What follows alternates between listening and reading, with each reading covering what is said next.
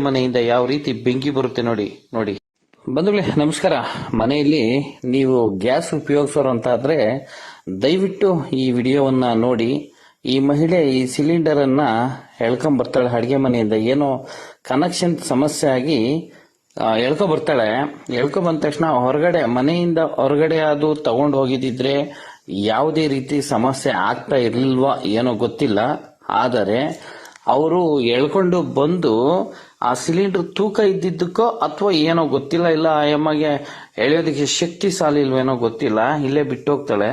ಸುಮಾರು 2.5 ನಿಮಿಷ ಆ ಸಿಲಿಂಡರ್ ಇಂದ ಗ್ಯಾಸ್ ಹೊರಗಡೆ ಬರ್ತದೆ. ಈ ತರ ನೀವು ನೋಡ್ತಾ ಇರ್ಬೋದು, ಸ್ಕ್ರೀನ್ ಮೇಲೆ ನೋಡ್ತಾ ಇದ್ರ. ಆ 2.5 ನಿಮಿಷ ಆದ್ಮೇಲೆ ಏನಾಗುತ್ತೆ, ದಯವಿಟ್ಟು ಪ್ರತಿಯೊಬ್ರು ಅಷ್ಟೇ ನಿಮ್ಮ ಮನೆಗಳಲ್ಲಿ ಸಿಲಿಂಡರ್ ಅನ್ನ ಉಪಯೋಗಿಸಬೇಕಾದ್ರೆ ಮೇನ್ ಬೇಕಾದಂತ ಕೆಲವೊಂದು ಸಲಕರಣೆಗಳು ಮತ್ತೆ ಕೆಲವೊಂದು ಏನು ಮಾರ್ಗದರ್ಶನಗಳನ್ನ ದಯವಿಟ್ಟು ಉಪಯೋಗಿಸಿ.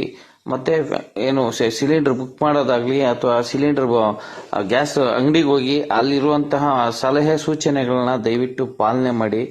ಯಾಕೆಂದ್ರೆ ಬೆಂಕಿ ಕಣ್ಣಿಗೆ ಕಾಣದೆ ಬರ್ತದೆ, ಕಿಡಿ ಒತ್ತಿದ್ರೆ ಕಂಪ್ಲೀಟ್ ಮನೆ ಭಸ್ಮ ಆಗ್ಬಿಡುತ್ತೆ. ಆ ರೀತಿ ಗ್ಯಾಸು ಕಂಪ್ಲೀಟ್ ಮನೆಯಲ್ಲೇ ಇರುತ್ತೆ, ಎಲ್ಲೂ ಹೋಗಲ್ಲ. ಈ ವಿಡಿಯೋ ನೀವು ಖಂಡಿತ ಕೊನೆವರೆಗೂ ನೋಡಿ. ಫಸ್ಟ್ ನೋಡ್ತಿರೋಂಥ ಯಾರೇ ಒಂದು ವೀಕ್ಷಣೆ ಮಾಡ್ತಾ ಇರುವಂತಹ ದಯವಿಟ್ಟು ನಮ್ಮ ಚಾನೆಲ್ ಅನ್ನ ಸಬ್ಸ್ಕ್ರೈಬ್ ಮಾಡಿ, ಶೇರ್ ಮಾಡಿ.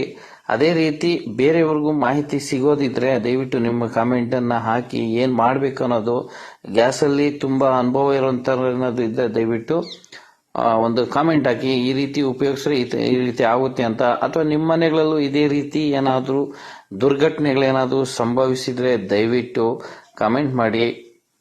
ನಮಗೂ ಸಹ ವಿಡಿಯೋ ಕೊಡಿ, ನಾವು ಸಹ ಇತರೆ ಜನರಿಗೆ ಒಂದು ತಿಳಿಸುವಂತ ಕಾರ್ಯವನ್ನ ನಾವು ಮಾಡ್ತೇವೆ.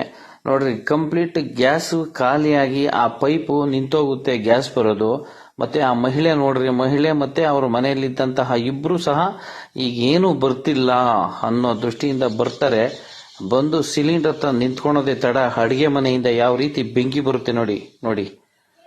ಜಸ್ಟ್ ಒಂದೇ ಒಂದು ಸೆಕೆಂಡ್ ಅಲ್ಲಿ ಇಡೀ ಮನೆಯಲ್ಲಿದ್ದಂತಹ ಎಲ್ಲಾನು ಸುಟ್ಟು ಇದಾಗ್ಬಿಡುತ್ತೆ.